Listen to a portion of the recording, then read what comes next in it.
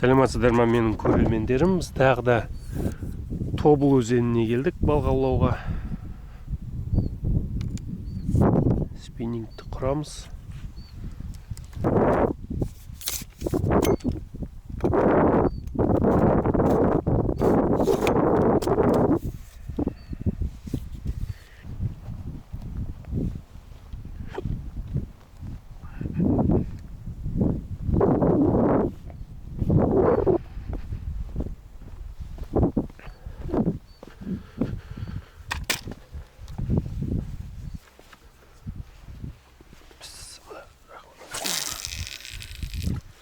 Мен тамаша жер таптым, міне. Ал балығы бар ғой, мынандай. Аудаймыз ба?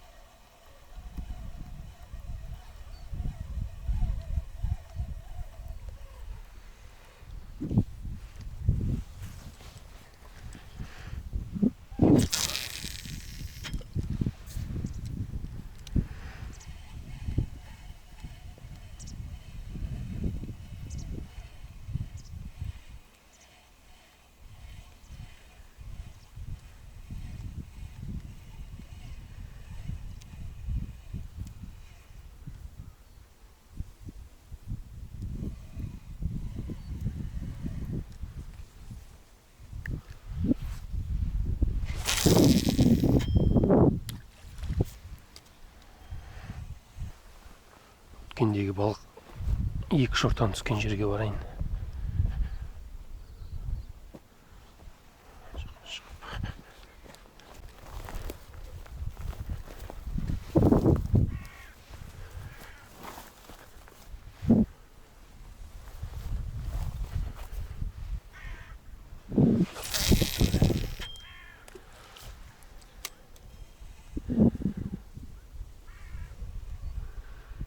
Ана жерде аққулар отыр.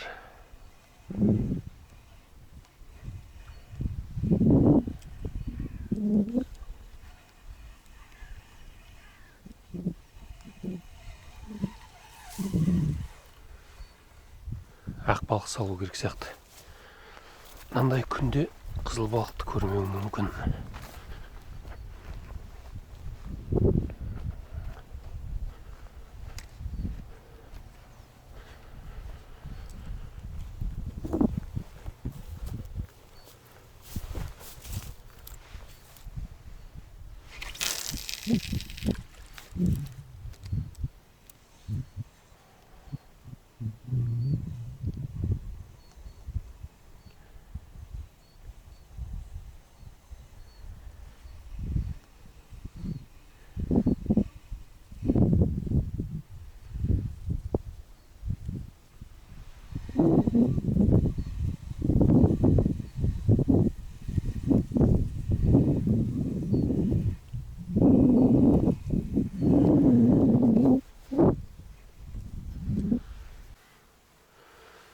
Қандай алайық?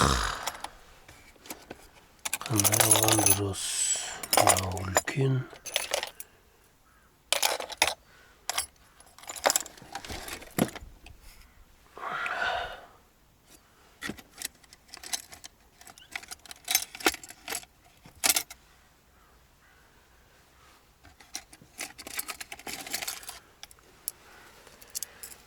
Мынаны көрем.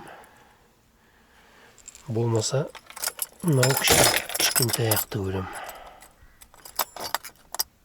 Мынау аяқты көрем сосын.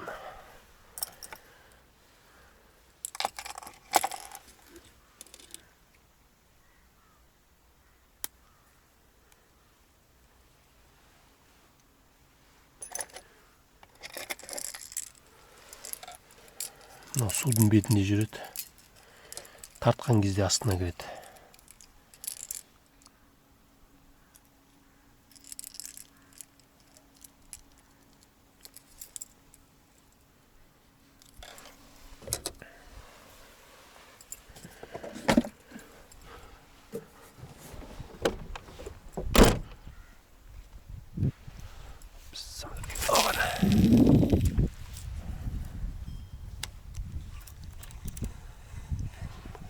Батпайды.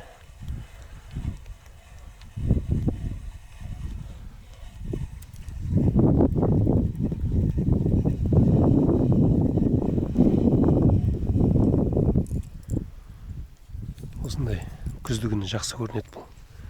Өте ашық түс.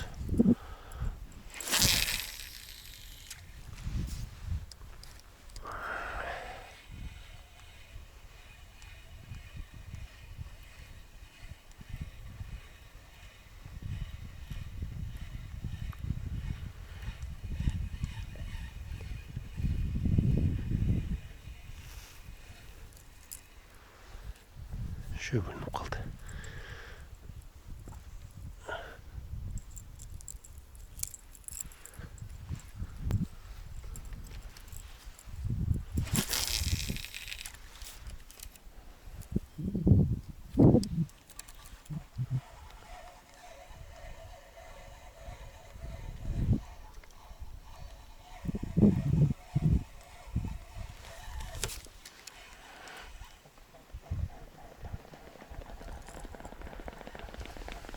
Аққулар ұшып жатыр.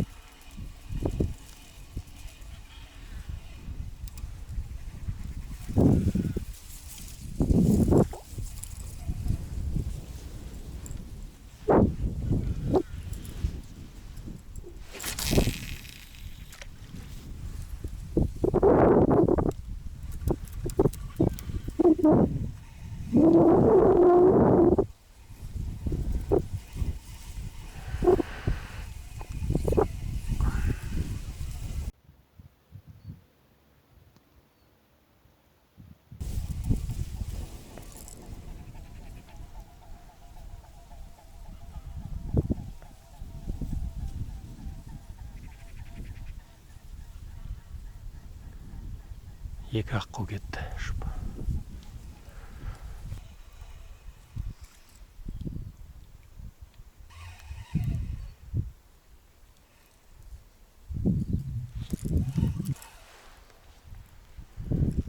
Бұл да қызықтырмай жатыр жыртандарды.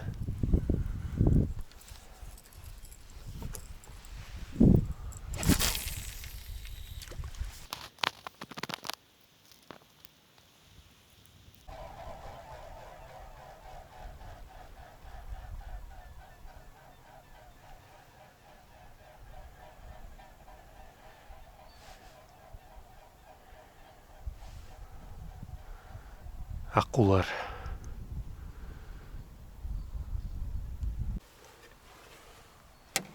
Ішінде жылтырақтары бар силиконды көрем. Кішкентай, үлкен емес.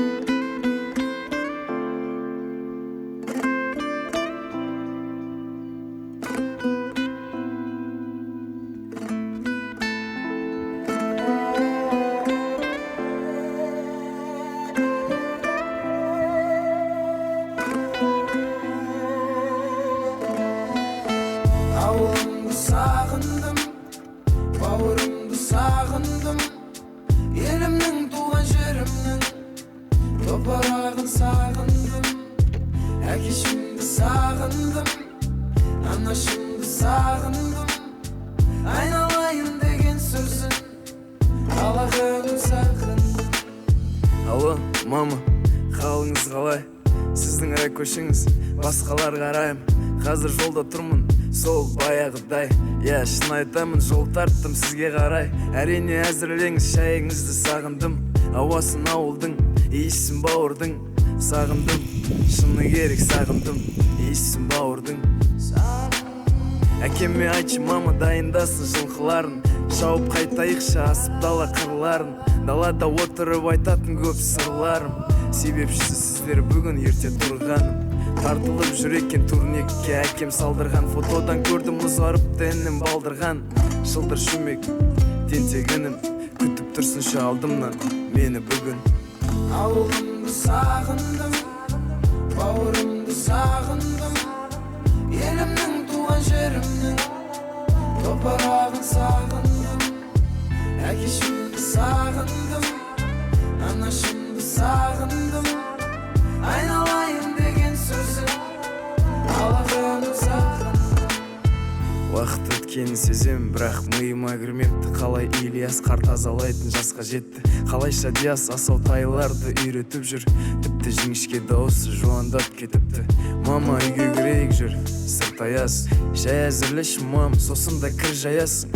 Әке балтағайда шай дайын болғанша ағаш арып ломмен мұз ояйын. Есік алды мұздаясың, қораға киетін киімі мініме шақ болыпты. Мартының бұзауларымен аула толыпты. Айтпақшы әке жолшыбай Ербол аға жолықты, мақтады мені кеше теледидардан көріпті. Мама тамағың сол баяғы тәтті, шыны керек шаршадым қанша күттім осы сәтті. Бесеуміз отырып жоспар құрайық оңашады. Картопты ашимыз. Өзі 2 ақ картоп. Балық сопасын жасайын деп алып шыққан екен. Балық түскен жоқ. Сондықтан картоппен жуана қоямыз.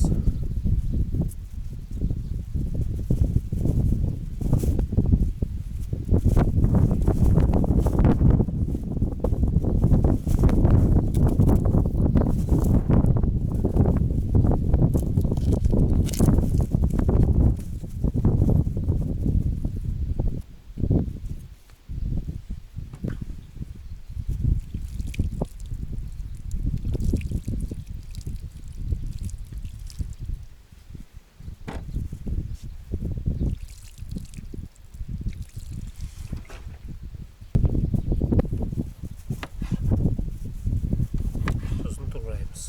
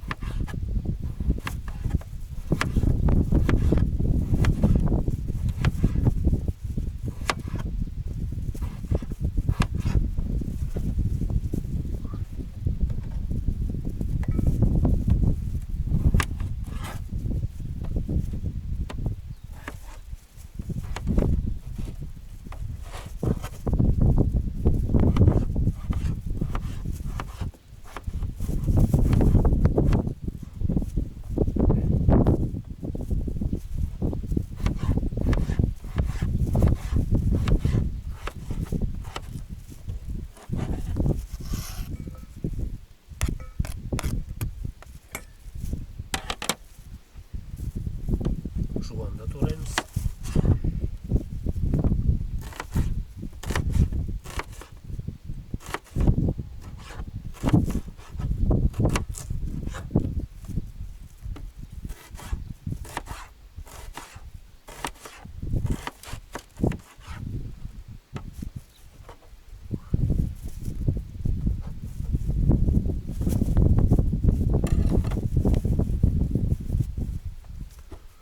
Тұз, бұрыш, газымызды ық жерге қойып жағамыз.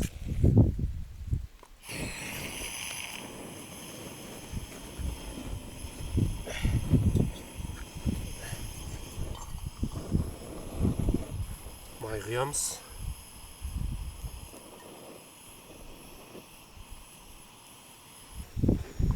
Май қызды. Картоппен жуамызды саламыз. Үлкен қасықты алып былғаймыз.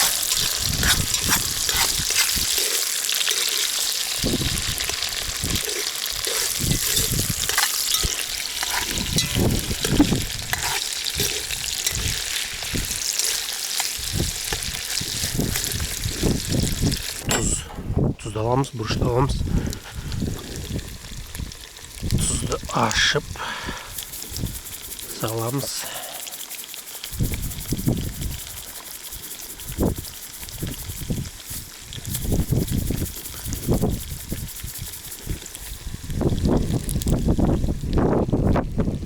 Қара бұрыш.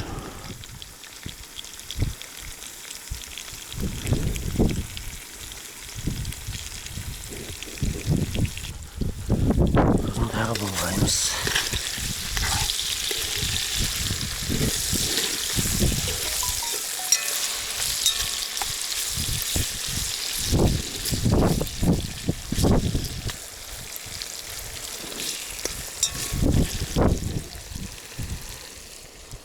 Қақпағын жабамыз.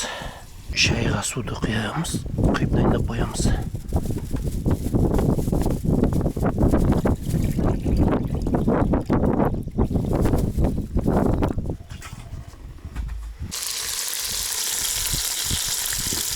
Иісі деген керемет.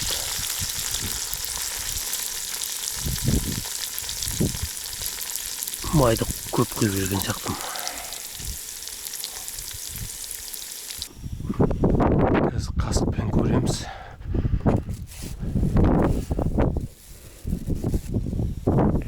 Картобы тез бөлінсе онда бізді.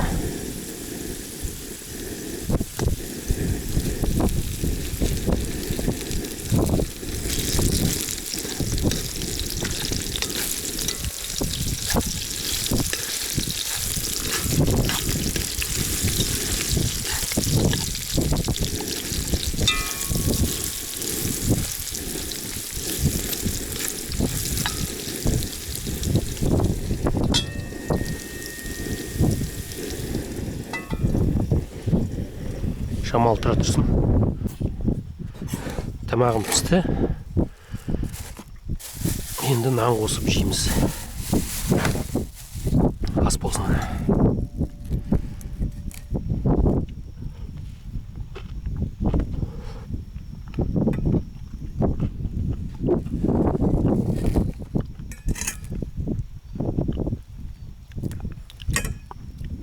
Тұз аз.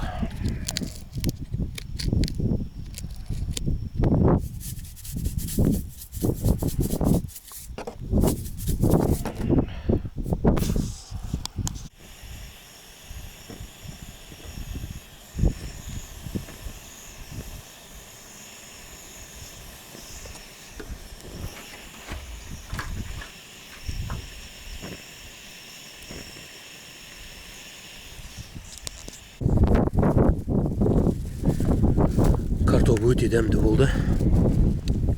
Жүп-жұмсақ. Күйген жерлері тәп-тәтті. Шай ішем. Өкінішке орай осы уақытқа дейін балық болған жоқ. Бірақ балық болмаса ренжімеу керек.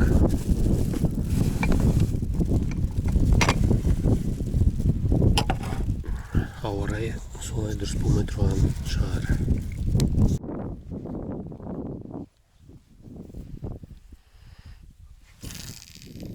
Өкінішке орай балық түскен жоқ. Балықта бұндайға дайын болу керек. Әртүрлі себептер. Ауа райы дұрыс болмауы мүмкін.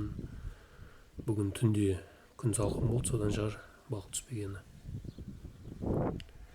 Бірақ біз оған ренжімейміз. Біздің каналға тіркеліп, лайк басып, қоңыраушан басып кетуді сұраймыз. Менің сіздерге сұрағым бар. Осындай балық түспеген күндерді YouTube'қа шығарайын ба, әлде шығармай қояйын ба? Ол тууралуу пикирлериңизди жазып кетиңиздер.